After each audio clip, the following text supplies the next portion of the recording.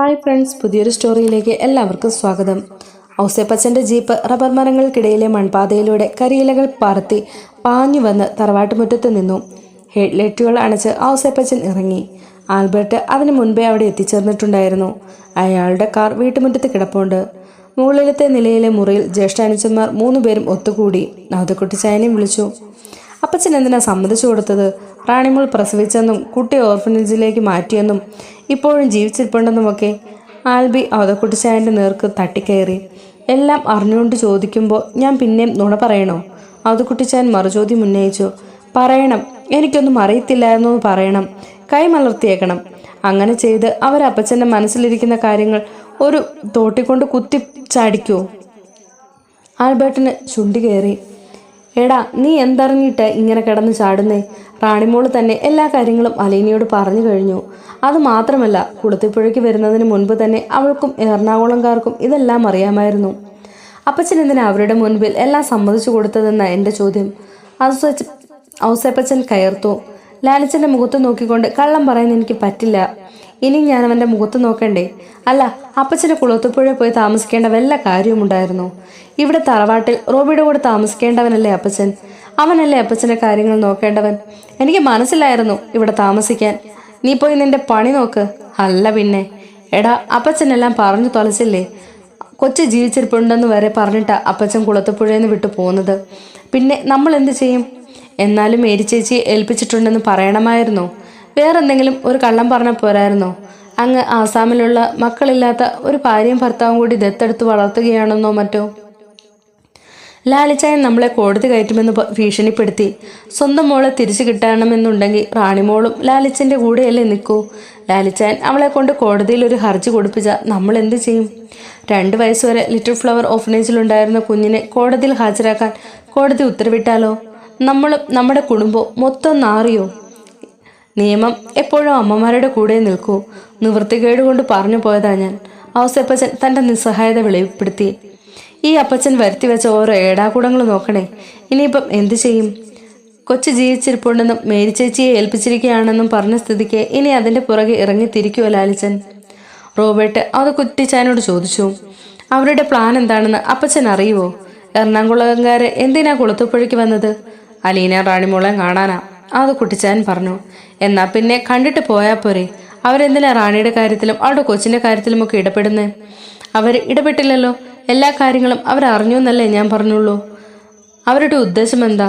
പണ്ട് അവരുടെ മകൻ സ്നേഹിച്ചിരുന്ന പെണ്ണിനെ കണ്ടിട്ട് അവർക്ക് എന്താ മെച്ചം? ആ കൊച്ചിനെ കിട്ടിയാൽ കൊള്ളാമെന്ന് അവർക്ക് ആഗ്രഹമുണ്ടോ? ആൽബർട്ട് ചോദിച്ചു. എനിക്കൊന്നും അറിയത്തില്ല. എന്നോടൊന്നും ചോദിക്കാൻ വേണ്ട, പറയാൻ വേണ്ട. അവതക്കുട്ടിച്ചാൻ ഇടത് കൈ കൊണ്ട് ഒരു ചെവി പൊത്തിപ്പിടിച്ച് മുറിവിട്ടു പോയി. ഔസേപ്പച്ച, ഇനി എന്താ ചെയ്യുന്നേ? നമ്മൾ 3 കൂടി നാളെ തന്നെ കുളത്തുപുഴ ചെന്ന് അവളെ എങ്ങ് കൂട്ടിക്കൊണ്ടുവരാം അല്ലേ? റോബർട്ട് ചോദിച്ചു. അതിനു മുമ്പ് വേറൊരു പ്രശ്നമുണ്ട്. ലാലിച്ചൻ മേരി ചേച്ചിയുടെ ഫോൺ നമ്പർ ചോദിച്ചിരിക്കുക. എപ്പോഴെങ്കിലും വിളിക്കും, ഔസേപ്പച്ചൻ പറഞ്ഞു. നമുക്കറിയത്തില്ലെന്ന് പറ. തപ്പിയെടുത്ത് കൊടുക്കാമെന്ന് ഞാൻ പറഞ്ഞു പോയി. അവസാനത്തെ ഒരു നമ്പർ തെറ്റിച്ച് പറഞ്ഞു കൊടുത്തേക്ക്. ആൽബർട്ട് ഉപായം കണ്ടുപിടിച്ചു കഴിഞ്ഞു. വിളിക്കുമ്പോൾ മേരി ചേച്ചിയെ കിട്ടിയില്ലെങ്കിൽ പിന്നെ നമ്മളോട് ചോദിക്കത്തില്ലേ? ഈ നമ്പറേ നമ്മുടെ കയ്യിലുള്ളൂ, ചിലപ്പം അവിടുത്തെ നമ്പർ മാറിയതായിരിക്കും എന്നങ്ങ് പറഞ്ഞാൽ മതി, ആൽബർട്ട് ഉപദേശിച്ചു. അലീന ലാലിച്ചായനെ കൊണ്ട് മേരി ചേച്ചിയുടെ ശരിക്കുള്ള നമ്പർ തപ്പിയെടുപ്പിക്കും. അവളാണ് ഇതിൻ്റെയെല്ലാം പുറകിലെന്ന് ഉറപ്പായില്ലേ? റോബർട്ട് പറഞ്ഞു. ഇനി അവളെ ഈ തറവാട്ടുമുറ്റത്ത് കയറ്റരുത് റോബി. ലാലിച്ചായൻ്റെ മോളാണല്ലോ, അനാഥാലയത്തിൽ കിടന്ന് കഷ്ടപ്പെട്ടതാണല്ലോ, പാവമാണല്ലോ എന്നൊക്കെ വിചാരിച്ച് നമ്മൾ ഇത്തിരി മനുഷ്യത്വം കാണിച്ചു. നമുക്കിട്ട് പാര വയ്ക്കാൻ നോക്കുകയവള്. അല്ല, അവൾക്കിതിൻ്റെ വല്ല കാര്യവും ഉണ്ടായിട്ടാണോ? ആൽബർട്ട് അമർഷം അടക്കുന്നില്ല. ഔസേപ്പച്ചൻ ഒരു കാര്യം ചെയ്യുക, നാളെ രാവിലെ മേരി ചേച്ചി ഒന്ന് വിളിക്കുക, റോബർട്ട് നിർദ്ദേശിച്ചു. നീ അവിടുത്തെ കാലത്തെങ്ങാനും വിളിച്ചിരുന്നോ റോബി? 5-6 മാസം മുമ്പ് മേരിക്കുട്ടി ചേച്ചി ഇങ്ങോട്ടൊന്ന് വിളിച്ചായിരുന്നു. അപ്പച്ചൻ്റെ സുഖവിവരം അന്വേഷിക്കാൻ വേണ്ടിയാ, റോബർട്ട് വെളിപ്പെടുത്തി. ഇനിയിപ്പം വിളിച്ച ലാലിച്ചന് അലീന എന്നൊരു മോളുണ്ട് എന്ന ചരിത്രം മുതൽ പറയണ്ടേ? ആ കാര്യം തൽക്കാലം മിണ്ടണ്ട. നമുക്ക് പറയാനുള്ള കാര്യങ്ങൾ മാത്രം പറഞ്ഞാൽ മതി. എന്താ പറയേണ്ടത്? ലാലിച്ചായനും അവളും കൂടി എത്ര അന്വേഷിച്ചാലും ആ കൊച്ചിനെ കണ്ടുപിടിക്കാൻ ഇടയാകരുത്. ആൽബർട്ട് അക്കാര്യം ഊന്നിപ്പറഞ്ഞു. അതുതന്നെ സംഗതി. റോബർട്ട് അതിനെ പിന്താങ്ങി. കുളത്തുപുഴയിൽ സ്റ്റാൻലിയുടെ നേതൃത്വത്തിൽ മറ്റൊരു കൂടിയാലോചന നടക്കുന്നുണ്ടായിരുന്നു. ഷെറിൻ്റെ കുട്ടിയെ വിട്ടുകിട്ടിയാൽ എന്ത് ചെയ്യണം? ആരാണ് അവളെ വളർത്തേണ്ടത്? ഷെറിൻ കുട്ടിയെ ഏറ്റെടുക്കുകയാണെങ്കിൽ അവളുടെയും കുട്ടിയുടെയും ഭാവി ജീവിതം എങ്ങനെ കരുപിടിപ്പിക്കണം? പെട്ടെന്ന് പരിഹാരം കണ്ടെത്താവുന്ന പ്രശ്നങ്ങളല്ല അതൊന്നും. നമ്മളിപ്പോഴേ അതൊന്നും ആലോചിച്ച് തല പൊക്കിക്കേണ്ട, പപ്പ ഒടുവിൽ അനിലിനെ പറഞ്ഞു. ആദ്യം മോളെ കണ്ടുപിടിക്കുക വേണ്ടത്. മേരിക്കുട്ടിയുടെ നമ്പർ നാളെ കിട്ടും. റാണിയെ കൊണ്ട് അവളെ വിളിപ്പിക്കാം, സ്റ്റാൻലി പറഞ്ഞു. പറയും പോലെ അത്ര എളുപ്പമല്ല പപ്പ. മേരിക്കുട്ടി ആൻറ്റിയുടെ നമ്പർ അങ്കിൾമാർ തന്നില്ലെങ്കിലോ? തരാതിരിക്കാൻ പറ്റുമോ? പറ്റും. എവിടെയോ കുറിച്ചു വെച്ചിരുന്നതാ, ഇപ്പം കാണുന്നില്ലെന്ന് പറഞ്ഞാൽ മതിയല്ലോ. അതുകൊണ്ട് നമ്മളെ തടയാൻ സാധിക്കുമോ? മേരിക്കുട്ടിയുടെ കോൺവെൻറ്റ് തിരുവല്ലയിലും ചങ്ങനാശ്ശേരിയിലുമുണ്ട്. അവിടെ വിളിച്ച് സിലിഗൂരിലെ കോൺവെൻറ്റിൻ്റെ നമ്പർ വേണമെന്ന് ആവശ്യപ്പെടാം. അല്ലെങ്കിൽ പോയി വാങ്ങിക്കൊണ്ടുവരാം, സ്റ്റാൻലി വിശദമായി. സിലിഗൂരിലെ ആൻറ്റി പപ്പയുടെ സത്യം തുറന്നു പറയാൻ തയ്യാറായില്ലെങ്കിലോ? അലീന ഒരു സംശയം എടുത്തിട്ടു. കന്യാസ്ത്രീകൾ കള്ളം പറയുമോ? അവർക്ക് കള്ളം പറയുന്നത് കൊണ്ട് എന്താണ് നേട്ടം? കള്ളം പറഞ്ഞില്ലെങ്കിലും സത്യം പറയാതിരിക്കാം. അതിൻ്റെ ആവശ്യമില്ലല്ലോ. ആവശ്യമുണ്ടല്ലോ. അതുകൊണ്ടാണല്ലോ ഇതുവരെ സത്യം പറയാതെ മറച്ചു വെച്ചിരുന്നത്, അലീന വാദിച്ചു. അതും ഒരു കണക്കിന് ശരിയാണ്, സ്റ്റാൻലി താടി യുഴിഞ്ഞുകൊണ്ട് പറഞ്ഞു. മേരിക്കുട്ടി കന്യാസ്ത്രീയാകാൻ പോയത് എനിക്കിഷ്ടപ്പെട്ടില്ല. അന്നു മുതലേ ഞാനും അവളും തമ്മിൽ അത്ര രസത്തിലല്ല. ഒടിപ്പിട്ടതോടെ അവൾക്ക് ലോകത്തോടുള്ള സകലരെയും ഉപദേശിക്കാനായി അവകാശം കിട്ടി. പപ്പയും സിലിഗൂരിലെ കന്യാസ്ത്രീകളും തമ്മിലുള്ള മാനസികമായ അകലം എത്ര തന്നെയാണെന്ന് അലീനയ്ക്ക് മനസ്സിലായി. ആ സഹോദരനും സഹോദരിയും തമ്മിൽ ഫോൺ വിളിയോ കത്തിടപാടുകളോ ഇല്ല. നിങ്ങൾ തമ്മിൽ കണ്ടിട്ട് എത്ര കാലമായി? മാമച്ചൻ ചോദിച്ചു. 2 കൊല്ലം മുമ്പ് അവൾ തറവാട്ടിൽ വന്നിട്ടുണ്ടായിരുന്നു. ഞാൻ കാണാൻ പോയില്ല. എന്നെ കാണാൻ ആഗ്രഹമുണ്ടെങ്കിൽ അവൾ ഇവിടെ വരുമായിരുന്നു. അലീന പ്രതികൂലാർത്ഥത്തിൽ തലയാട്ടി. പ്രശ്നപരിഹാരം താൻ ഉദ്ദേശിച്ച അത്ര എളുപ്പമല്ലെന്ന് അവൾക്ക് മനസ്സിലായി. വടക്കേ ഇന്ത്യയിൽ എവിടെയോ ഉള്ള ഒരു കന്യാസ്ത്രീ സഹോദരിയെക്കുറിച്ച് അതുകുട്ടിച്ചാൻ ഒന്നോ രണ്ടോ തവണ അവളോട് പറഞ്ഞിട്ടുണ്ട് എന്നതൊഴിച്ചാൽ അവരെപ്പറ്റി യാതൊരു ധാരണയും അലീനയ്ക്കില്ല. ഫോൺ നമ്പർ സംഘടിപ്പിച്ച് തരാം, സ്റ്റാൻലി അക്കാര്യം ഏറ്റു. രാവിലെ ജോസൂട്ടിയാണ് ഔസേപ്പച്ചനെ വിളിച്ചുണർത്തിയത്. പപ്പ, ഇങ്ങനെ പോത്തുപോലെ കിടന്നുറങ്ങാതെ എഴുന്നേറ്റേ. കുളത്തുപുഴയെന്ന് ഇത് 3ാമത്തെ തവണയാണ് വിളിക്കുന്നേ. ആര്? ലാലിച്ചായനോ? പിന്നല്ലാതെ വേറെ ആരാ? ഞാൻ ഉറക്കമാണെന്ന് പറയാൻ മേലായിരുന്നു നിനക്ക്. ഔസേപ്പച്ചൻ എഴുന്നേറ്റിരുന്ന് കണ്ണു തിരുമ്മി. 1/2 മണിക്കൂറായി വിളി തുടങ്ങിയിട്ട്. 2 തവണ ഞാൻ പറഞ്ഞു പപ്പ എഴുന്നേറ്റില്ലെന്ന്. സമ്മതിക്കണ്ടേ? ഔസേപ്പച്ചൻ എഴുന്നേറ്റ് ഫോൺ എടുത്തു. ലാലിച്ചായ, ഞാനാ. മേരിക്കുട്ടിയുടെ ഫോൺ നമ്പർ നീ തന്നില്ലല്ലോ. ഫോൺ നമ്പറിന് വേണ്ടിയിട്ടാണ് ലാലിച്ചായൻ മനുഷ്യനെ ഉറക്കപ്പായെന്ന് വിളിച്ചുണർത്തി ബുദ്ധിമുട്ടിക്കുന്നേ. നേരമെന്ന് വെളുത്തോട്ടെ ലാലിച്ചായ, നീരസത്തോടെ ഔസേപ്പച്ചൻ പറഞ്ഞു. ഇടയ്ക്കൊക്കെ 1.5 മണിക്കൂർ മുമ്പേ നേരം വെളുത്തു. ഇപ്പോൾ മണി 7:30 കഴിഞ്ഞു. പത്തനാപുരത്ത് ഇപ്പോഴും രാത്രിയാണോടാ? സ്റ്റാൻലിയുടെ പരിഹാസം കേട്ട് ഔസേപ്പച്ചന് ദേഷ്യം വന്നെങ്കിലും അയാൾ ഒതുക്കി. മേരി ചേച്ചിയുടെ കോൺവെന്റിലെ നമ്പർ തപ്പിയെടുത്ത് വെച്ചിട്ടുണ്ട്. കുറിച്ചെടുത്തോ? ഞാൻ പറയാം. ശരി. ഔസേപ്പച്ചൻ ടെലിഫോൺ ബുക്ക് എടുത്ത് അതിൽ നിന്നും ഒരു നമ്പർ സെലക്ട് ചെയ്ത് പറഞ്ഞു കൊടുത്തു. അവസാനത്തെ അക്കം 3 പകരം 4 എന്ന് തെറ്റിച്ചാണ് പറഞ്ഞത്. സ്റ്റാൻലി ഫോൺ താങ്ക്സ് പറഞ്ഞു വെച്ചിട്ടും ഔസേപ്പച്ചൻ റിസീവറും കയ്യിൽ പിടിച്ച് അല്പനേരം ആലോചിച്ചു നിന്നു. പിന്നെ സ്റ്റാൻലിക്ക് പറഞ്ഞു കൊടുത്ത നമ്പർ അവസാനത്തെ അക്കം തെറ്റാതെ ഡയൽ ചെയ്തു. ഒരു തവണ റിംഗ് ചെയ്ത് തീർന്നപ്പോൾ 2ാമത്തെ ശ്രമത്തിന് ഔസേപ്പച്ചന് മറുവശത്ത് ആളെ കിട്ടിയത്. ഫോൺ എടുത്ത കന്യാസ്ത്രീയോട് തനിക്ക് സിസ്റ്റർ മരിയ ജോസഫിനെ കിട്ടണമെന്ന് ഔസേപ്പച്ചൻ ആവശ്യപ്പെട്ടു. ഹോൾഡ് ചെയ്യാൻ മറുവശത്ത് നിന്ന് നിർദ്ദേശം കിട്ടി. അല്പം കഴിഞ്ഞപ്പോൾ സിസ്റ്റർ മരിയ ജോസഫിൻ്റെ ശബ്ദം ഫോണിൽ കേട്ടു. ഹലോ, ആരാണ്? ഇത് ഔസേപ്പച്ചനാ, പത്തനാപുരത്ത് നിന്ന്. എൻ്റെ മാതാവേ, എന്തു പറ്റിയൊന്ന് വിളിക്കാൻ? ജീവിച്ചിരിപ്പുണ്ടെന്ന് അറിയാനാണോ? മരിച്ചു പോയെങ്കിൽ മഠത്തിലുള്ളവർ ഇവിടെ അറിയിക്കാതിരിക്കുമോ? എന്നാലും എൻ്റെ ഔസേപ്പച്ച, ഇങ്ങനെ ഒരു പെങ്ങൾ ഇവിടെ ഉണ്ടെന്ന് നിങ്ങൾക്ക് ആർക്കും ഒരു വിചാരവുമില്ലല്ലോ. കന്യാസ്ത്രീയായി കഴിഞ്ഞാൽ പിന്നെ കുടുംബത്തിൽ നിന്ന് തള്ളിക്കളഞ്ഞ പോലെയാ അല്ലേ? ഇങ്ങനൊരു മകളുണ്ടെന്ന വിചാരം അപ്പച്ചന് പണ്ടേയില്ല. 4 ആങ്ങളമാരുണ്ടായിട്ട് ഒറ്റയൊരെണ്ണത്തിന് എൻ്റെ സ്വരം പോലും കേൾക്കണ്ട. ഇഹലോക സുഖങ്ങളും സ്വന്തങ്ങളും ബന്ധങ്ങളും എല്ലാം ഉപേക്ഷിച്ച് സഭാവസ്ത്രം സ്വീകരിച്ച മേരി ചേച്ചി ഇങ്ങനെ പറയുന്നത് കഷ്ടമാകട്ടോ. ഔസേപ്പച്ച, നീ ഒന്നോർത്തു. ഞാനിങ്ങനെ ഒരുത്തി ദൈവത്തോട് അടുത്ത് നിൽക്കുന്നത് കൊണ്ടാ നിങ്ങളൊക്കെ വലിയ കേടില്ലാതെ കഴിഞ്ഞുകൂടുന്നത്. ഞാൻ മുട്ടിപ്പായി പ്രാർത്ഥിക്കുന്നത് കൊണ്ട്. മേരി ചേച്ചി, രാവിലെ ഇത്രയും വലിയ തമാശ പറയല്ലേ. 5-6 റബ്ബർ ഉള്ളത് കൊണ്ടാ ഞാനും വലസമയം പിള്ളേരും കഞ്ഞി കുടിച്ച് കഴിയുന്നത്.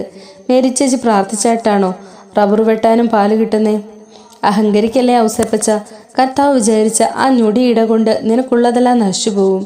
ഒരു കാറ്റ് വീശിയാൽ മതി നിന്റെ റബ്ബർ തോട്ടം പിന്നെ വെറും തരിശു ഭൂമിയാ. എൻ്റെ മേരി ചേച്ചി ഇങ്ങനെയൊന്നും പറയാതെ. മേരി ചേച്ചി പറയുന്നത് കേട്ടാൽ തോന്നും ദൈവം ആരുടെ മെക്കിട്ട് കയറണമെന്നറിയാതെ ദേഷ്യം കയറി ഇരിക്കുവാണെന്ന്. നിങ്ങളെല്ലാവരും കൂടി പറഞ്ഞ് അങ്ങേരെ കൊണ്ട് ചെയ്യിക്കല്ലേ. നിന്നോട് തർക്കിക്കാൻ ഞാനില്ല. നീ ഇപ്പം എന്തിനാ വിളിച്ചതെന്ന് പറ. ആ അതെ, ഒരു ചെറിയ പ്രശ്നമുണ്ട് മേരി ചേച്ചി. നമ്മുടെ റാണിയുടെ കൊച്ചിനെ ഏൽപ്പിച്ചിരിക്കുന്നത് മേരി ചേച്ചിയുടെ കയ്യിലാണെന്ന വിവരം ഈയിടെ അവൾ അറിഞ്ഞു. അവൾ മാത്രമല്ല, ലാലിച്ചായനും ഈയിടെ വിവരങ്ങളെല്ലാം മനസ്സിലാക്കി. എങ്ങനെ അറിഞ്ഞു? നിനക്ക് റോബിക്കും ആൽബിക്കും അപ്പച്ചനും എനിക്ക് മാത്രമല്ലേ അതറിയത്തുള്ളൂ. പിന്നെങ്ങനെയാ? അപ്പച്ചൻ്റെ വിടുവാ പറച്ചിൽ വരുത്തി വെച്ച വിനയാണെന്ന് കൂട്ടിക്കൂ. അപ്പച്ചൻ റാണിമോളോട് പറഞ്ഞു. മേരി ചേച്ചി അറിയാത്ത ഒരുപാട് ചുറ്റിക്കളി ഇതിനിടയ്ക്കുണ്ട്.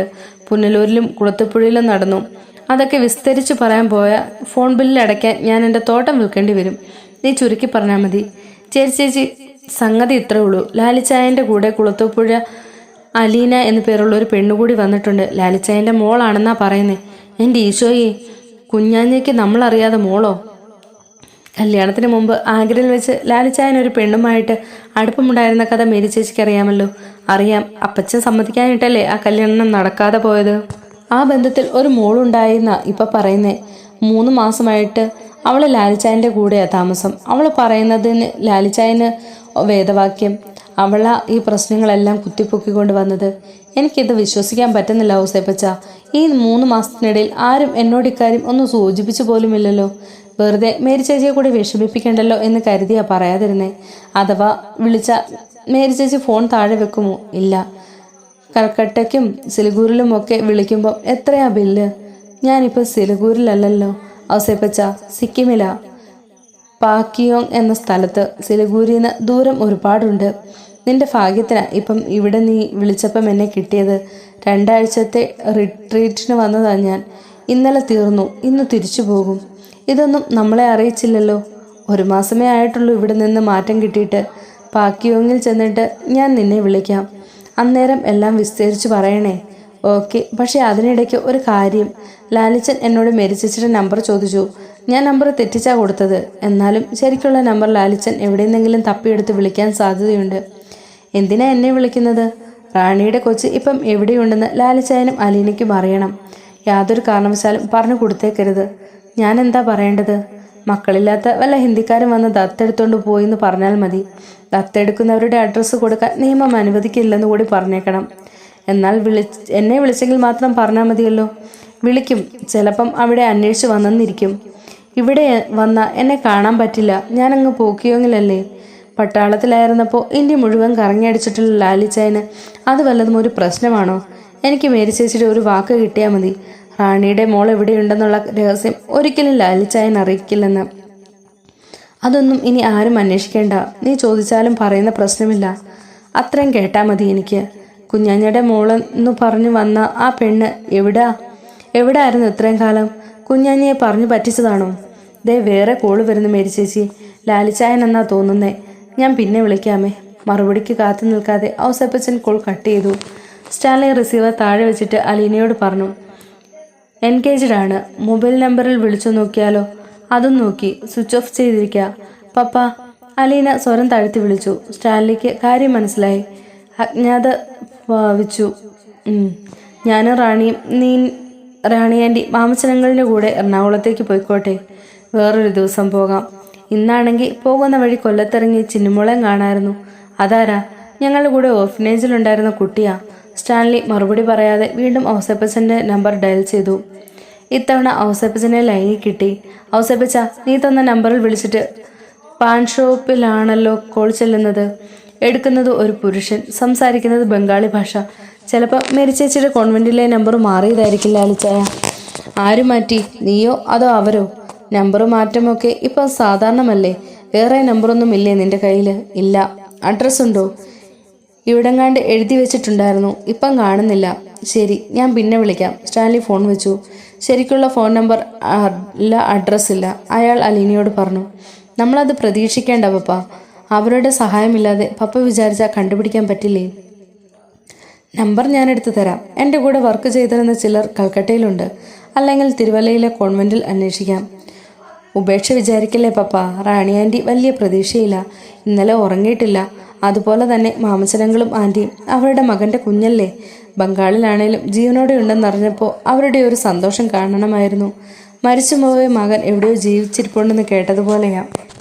എല്ലാവരും കൂടെ അപ്പച്ചനെയും അനുജന്മാരെയും സകല കുടുംബക്കാരെയും എൻ്റെ ശത്രുക്കളാക്കും.